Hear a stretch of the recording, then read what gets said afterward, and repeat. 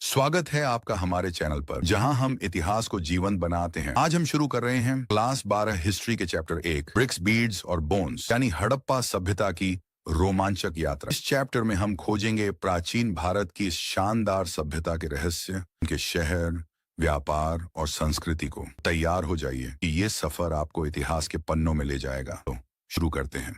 दोस्तों, अगर आप क्लास 12 की बोर्ड परीक्षा में टॉप करना चाहते हैं और इतिहास को आसान और मजेदार बनाना चाहते हैं तो हमारे चैनल को सब्सक्राइब करना मत भूलो। बिना सब्सक्राइब किए आप अगले चैप्टर की वो खास ट्रिक्स और नोट्स मिस कर सकते हैं जो आपके मार्क्स को बूस्ट करेंगे। अभी सब्सक्राइब करो और बन जाओ इतिहास के बादशाह। हड़प्पन सभ्यता क्या थी? हड़प्पन सभ्यता, जिसे इंडस वैली सभ्यता भी कहते हैं, बहुत पुरानी सभ्यता थी। ये करीब 6000 ईसा पूर्व से 1300 ईसा पूर्व तक चली। इसका सबसे अच्छा समय था 2600 ईसा पूर्व से 1900 ईसा पूर्व, जिसे मैच्योर हड़प्पन कहते हैं। इस समय बड़े बड़े शहर बने और सभ्यता अपने जोरों पर थी। इसके बाद 1900 ईसा पूर्व से इसका पतन शुरू हुआ, जिसे लेट हड़प्पन कहते हैं। इससे पहले का समय 6000 ईसा पूर्व से 2600 ईसा पूर्व अर्ली हड़प्पन था, जब छोटे गांव थे और सभ्यता बन रही थी। इसका नाम हड़प्पा कैसे पड़ा? दरअसल हड़प्पा एक जगह है जो आज पाकिस्तान के पंजाब में है। यहीं पर इस सभ्यता की पहली बार खोज हुई थी।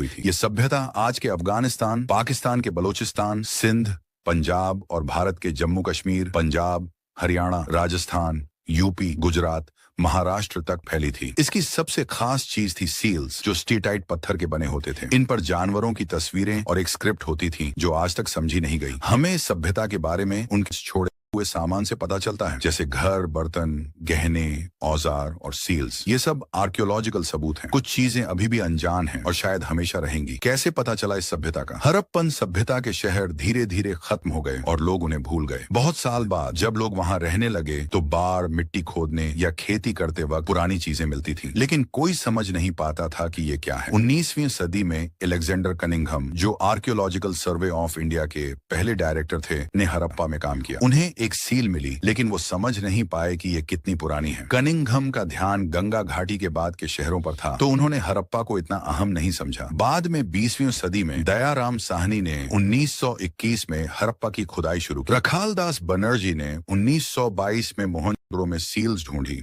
फिर जॉन मार्शल, जो तब एएसआई के डायरेक्टर थे, ने 1924 में दुनिया को बताया कि ये एक नई सभ्यता है। मार्शल ने देखा कि मेसोपोटामिया में भी ऐसी सील्स मिली थी, तो समझ आया कि ये सभ्यता मेसोपोटामिया के समय की थी। बाद में R.E.M. व्हीलर ने 1944 में हड़प्पा में सही तरीके से खुदाई की और साइट्स के लेयर को समझा। इसके बाद भारत में और साइट्स मिली, जैसे कालीबंगा, लोथल, राखीगढ़ी और धोलावीरा। 1980 के बाद से विदेशी और भारतीय आर्कियोलॉजिस्ट्स ने मिलकर काम किया। अब साइंटिफिक तरीके यूज होते हैं, जैसे राखीगढ़ी में डीएनए स्टडी, जो बताती है कि हड़प्पन लोग यहीं के थे और उनकी जीन आज भी साउथ एशिया में है। सभ्यता के हिस्से और साइट्स हड़प्पन सभ्यता को 3 हिस्सों में बांटा जाता है। पहला, अर्ली हड़प्पन, 6000 ईसा पूर्व से 2600 ईसा पूर्व, जब छोटे गांव थे, खेती शुरू हुई और मिट्टी के बर्तन बनने लगे। दूसरा, मैच्योर हड़प्पन, 2600 ईसा पूर्व से ईसा पूर्व, जब गांव बड़े हो गए और खेती और भी बढ़ गई और मिट्टी के बर्तन और भी सुंदर हो गए। 1900 ईसा पूर्व, जब बड़े शहर बने, सील्स, वजन और एक जैसी ईंटें यूज हुई। तीसरा, लेट हड़प्पन, 1900 ईसा पूर्व से 130 ईसा पूर्व, जब शहर छोटे हो गए और सभ्यता खत्म होने लगी। इस सभ्यता के 2000 से ज्यादा साइट्स मिले हैं, ज्यादातर इंडस और सरस्वती नदी के आसपास। सरस्वती बेसिन में 2/3 साइट्स हैं, जो दिखाता है कि ये इलाका बहुत अहम था। 5 बड़े शहर थे, राखीगढ़ी, मोहनजोदड़ो, हड़प्पा, धोलावीरा और गढ़वारीवाला। बाकी साइट्स अलग अलग तरह की थीं, जैसे रीजनल सेंटर्स, खेती के गांव, बंदरगाह और क्राफ्ट बनाने के सेंटर्स। खाने पीने का सामान, हड़प्पन लोग तरह तरह का खाना खाते थे। उनके साइट्स पर गेहूं, जौ, मसूर, चना और तिल के जले हुए दाने मिले हैं। गुजरात में बाजरा भी मिला, लेकिन चावल कम मिला। ये सब खेती से आता था। खेती करने वाले लोग यानी किसान ये अनाज उगाते थे। इसके अलावा गाय, भेड़, बकरी, भैंस और सुअर की हड्डियां मिली, जो दिखाता है कि ये जानवर पाले जाते थे। चरवाहे और किसान इन्हें पालते थे। जंगली जानवरों जैसे सुअर, हिरण और घड़ियाल की हड्डियां भी मिली। शायद हड़प्पन लोग खुद शिकार करते थे या शिकारी समुदायों से मांस लेते थे। मछली और पक्षियों की हड्डियां भी मिली, जो मछुआरे पकड़ ढाते थे। खाने की चीजों को आर्कियोबॉटनिस्ट और जूआर्कियोलॉजिस्ट ने स्टडी किया, जो पुराने पौधों और जानवरों के एक्सपर्ट होते हैं। खेती की तकनीक, हड़प्पन लोग खेती अच्छे से करते थे, लेकिन उनकी सही तकनीक समझना मुश्किल है। अनाज के सबूत मिले हैं, लेकिन ये साफ नहीं कि बीज कैसे बोए जाते थे। शायद हल किए खेतों में बीज छिड़कते। सील्स और टेराकोटा मूर्तियों पर बैल दिखते हैं तो लगता है कि बैल से हल चलाया जाता था। चोलिस्तान और बनवाली में टेराकोटा हल मिले हैं। कालीबंगा में एक खेत का सबूत मिला जो अर्ली हड़प्पन समय का है। इस खेत में 2 तरह की लकीरें थीं जो 90 डिग्री पर थीं। इससे लगता है कि 2 अलग अलग फसलें साथ उगाई जाती थीं। कटाई के लिए औजारों का अंदाजा है, लेकिन साफ नहीं कि पत्थर के ब्लेड यूज होते थे या धातु के। ज्यादातर साइट्स सूखे इलाकों में थीं तो शायद पानी देने की जरूरत पड़ती रहती थी। अफगानिस्तान के शॉटुगाई में नहर के निशान मिले, लेकिन पंजाब और सिंध में नहीं। हो सकता है नहरें मिट्टी से भर गई हों। कुएं भी यूज होते थे और धोलावीरा में पानी जमा करने के लिए रिजर्वायर थे जिनकी दीवारें पत्थर की थीं। ये दिखाता है कि पानी का इंतजाम अच्छा था। शहरों का प्लान और मोहनजोदड़ो हड़प्पन सभ्यता की सबसे बड़ी खासियत थी इसके शहर, जो बहुत सोच समझ कर बनाए गए थे। मोहनजोदड़ो इसका सबसे अच्छा उदाहरण है। हालांकि हड़प्पा सबसे पहले मिला था। मोहनजोदड़ो 2 हिस्से थे, एक छोटा लेकिन ऊंचा जिसे सिटाडल कहते हैं और दूसरा बड्ढा लेकिन नीचा जिसे लोअर टाउन कहते हैं। सिटाडल में कौन रहता था? सिटाडल ऊंचे मिट्टी के प्लेटफॉर्म पर बना था और दीवारों से घिरा था। यहाँ वो लोग रहते थे जो खास काम करते थे, जैसे एडमिनिस्ट्रेटर्स जो शहर का हिसाब किताब रखते थे, या पुनर्निर्माण पुजारी जो धार्मिक काम करते थे। बड़े व्यापारी भी शायद यहीं रहते थे क्योंकि सिटाडल में बड़ी बिल्डिंग्स थीं जैसे ग्रेट बाथ और वेयर हाउस। ये बिल्डिंग्स खास कामों के लिए थीं तो लगता है कि यहाँ बड्ढे लोग ही रहते थे। सिटाडल को दीवारों से अलग किया गया था जो दिखाता है कि ये खास जगह थी। लोअर टाउन में आम लोग रहते थे जैसे मजदूर, छोटे कारीगर और किसान। ये भी दीवारों से घिरा था।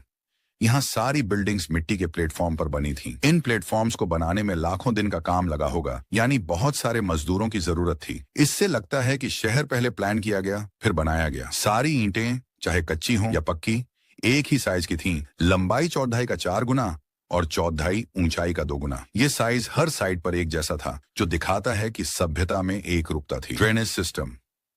मोहनजोदड़ो का ड्रेनेज सिस्टम बहुत शानदार था जो दिखाता है कि शहर अच्छे से प्लान किया गया था। सड़कें और गलियां सीधी थीं और 90 डिग्री पर कटती थीं। पहले ड्रेन्स बनाए गए, फिर उनके साथ घर। हर घर का पानी ड्रेन में जाता था। हर घर में बाथरूम था जिसका ड्रेन दीवार के रास्ते स्ट्रीट ड्रेन से जुड़ जाता था। बड़े ड्रेन्स ईंटों से बने थे और ढक्कन हटाकर साफ किए जा सकते थे। कुछ जगहों पर चूने के पत्थर के ढक्कन थे। घरों का पानी पहले एक गड्ढे में जाता था जहां गंदगी जमा होती थी और फिर साफ पानी ड्रेन में जाता था। लंबे ड्रेन्स में साफ करने के लिए गड्ढे थे। आर्कियोलॉजिस्ट्स ने देखा कि ड्रेन्स के पास गंदगी के ढेर मिले, यानी साफ करने के बाद मिट्टी वहीं छोड़ दी जाती थी। ये सिस्टम छोटे शहरों जैसे लोथल में भी था। लोथल में ड्रेन्स पक्की ईंटों के बने थे। घर कैसे थे? मोहनजोदड़ो के लोअर टाउन में घरों का डिजाइन एक जैसा था। ज्यादातर घरों में बीच में आंगन था और चारों तरफ कमरे। आंगन में खाना पकाने या बुनाई जैसे काम होते थे, खासकर गर्मी में। घरों में प्राइवेसी का ध्यान रखा गया था। जमीन के लेवल पर दीवारों में खिड़कियां नहीं थीं और मुख्य दरवाजे से आंगन या घर का अंदरूनी हिस्सा सीधा नहीं दिखता था। हर घर में ईंटों से बना बाथरूम था जो ड्रेन से जुड़ा था। कुछ घरों में सीढ़ियां मिली जो दूसरी मंजिल या छत तक जाती थीं। कई घरों में कुएं थे, कुछ ऐसे कमरों में जो बाहर से यूज हो सकते थे ताकि राहगीर भी पानी ले सकें। मोहनजोदड़ो में करीब 700 कुएं थे।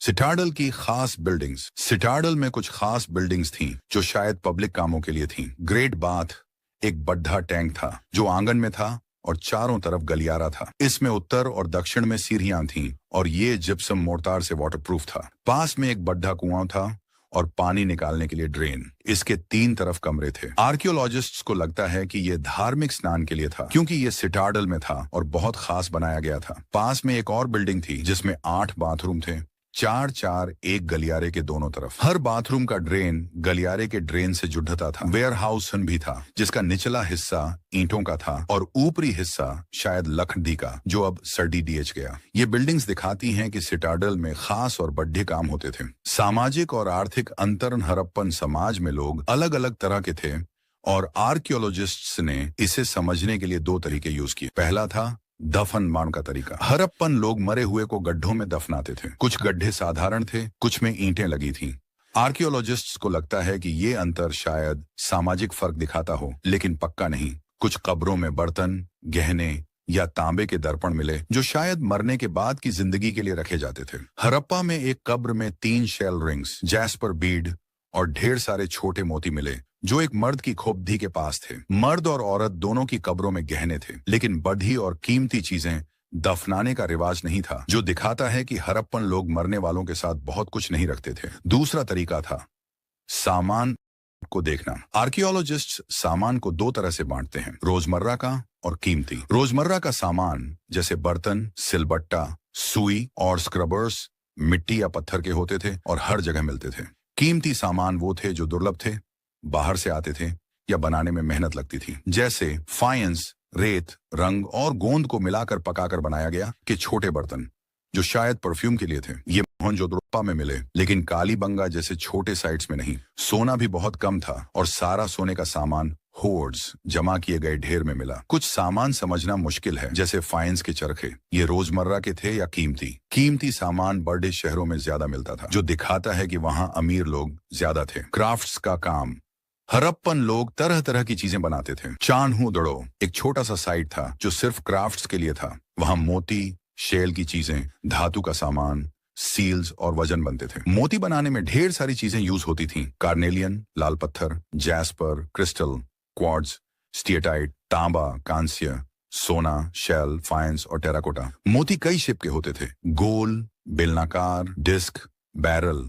कुछ पर नक्काशी थी, कुछ पर रंग और कुछ में डिजाइन उकेरे गए थे। कुछ मोती दो पत्थरों को जोड़कर बनाए जाते थे और कुछ में सोने की टोपी थी। मोती कैसे बनते थे? स्टीटाइट के मोती बनाने का तरीका आसान था, क्योंकि ये पत्थर नरम होता है। स्टीटाइट को पीसकर पेस्ट बनाया जाता था और उससे अलग अलग शेप के मोती बनाए जाते थे। ये तरीका सख्त पत्थरों से अलग था, जो ज्योमेट्रिक शेप में बनते थे। स्टीटाइट के छोटे छोटे मोती कैसे बने, ये आज भी समझना मुश्किल है। कार्नेलियन का लाल रंग उसे पकाकर मिलता था। पहले पत्थर को तोड़ाकर रफ शेप दी जाती थी, फिर बारीक छीलकर फाइनल शेप। इसके बाद पीसकर चमकाया जाता था और ड्रिल से छेद किया जाता था। चन्हुदद्धो, लोथल और धोलावीरा में खास ड्रिल्स मिले हैं। क्राफ्ट सेंटर्स को समझने के लिए आर्कियोलॉजिस्ट कच्चा माल, औजार, अधूरे सामान और वेस्ट मटेरियल देखते हैं। वेस्ट मटेरियल सबसे अच्छा सबूत है, जैसे शेल या पत्थर काटने पर बचे टुकड़े मिलते हैं। छोटे टुकड़ों को छोटी चीजें बनाने में यूज करते थे, लेकिन बहुत छोटे टुकड़े वर्कशॉप में छोड़ दिए जाते थे। नगेश्वर और बालाकोट तट पर थे और वहां शेल की चीजें जैसे चूदियाएं और इनले बनती थी। ये सामान बड़े शहरों जैसे मोहनजोदड़ो और हड़प्पा भेजा जाता था। चन्हुदो और लोथल से भी मोती बड़े शहरों में जाते थे। बड़े शहरों में भी क्राफ्ट का काम होता था, जैसे मोहनजोदड़ो और हड़प्पा में।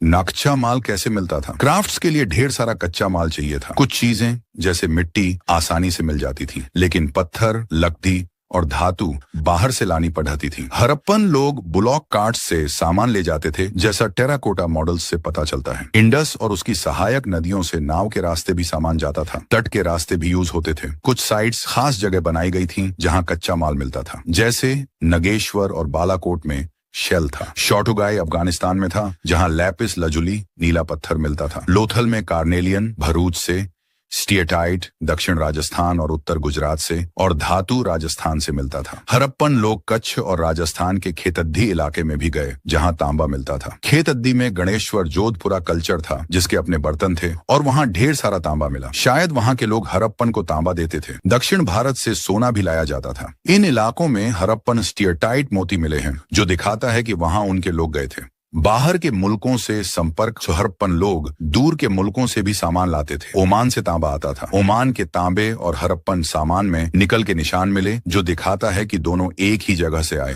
ओमान में एक बड़ा हड़प्पन जार मिला, जिस पर काली मिट्टी की मोटी परत थी। ये जार शायद तरल पदार्थ ले जाने के लिए था। मेसोपोटामिया, आज का इराक, से भी व्यापार था। मेसोपोटामिया के टेक्स्ट में मेलुहा का जिक्र है, जो शायद हड़प्पन सभ्यता थी। वहां से कार्नेलियन, लैपिस लजुली, तांबा, सोना और लकड़ी ढी जाती थी। मेसोपोटामिया में हड़प्पन सील्स, वजन, पासे और मोती मिले हैं। वहां का एक सिलेंडर सील है, जिसमें हड़प्पन स्टाइल का बैल है। बहरीन में गोल सील्स मिले, जिन पर हड़प्पन डिजाइन थे और वहां के वजन हड़प्पन स्टैंडर्ड के थे। मेसोपोटामिया के टेक्स्ट में दिलमुन शायद बहरीन और मगन शायद ओमान का जिक्र है। हड़प्पन लोग समुद्र के रास्ते व्यापार करते थे, क्योंकि सील्स पर जहाज और नाव